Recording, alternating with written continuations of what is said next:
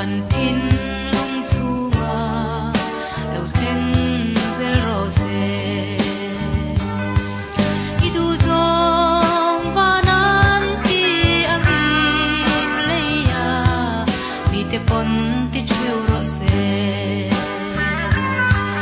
ni tin kan ei khopin zo min pe ang te i tharau pol ni tin kan mo si a kan ba kan ni ti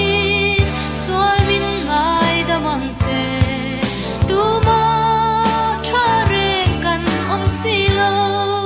lal pa tu ma fel reng kan om si lo cây ni pon ni mi ngai dam na she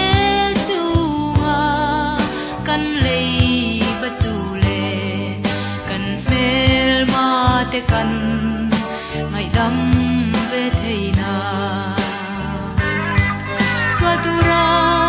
them na min shroi su la ka min than dam zo kang che kan ram chung a cheng nam tin le thil siam te a thil ti thei na le ro pui na te hi i du ang siam le din an ni sia sa tua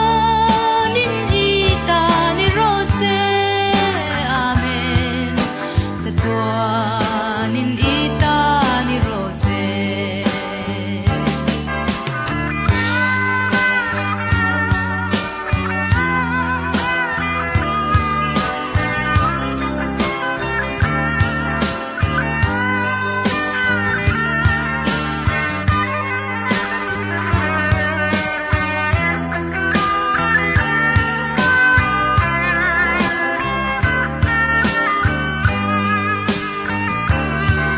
cây ni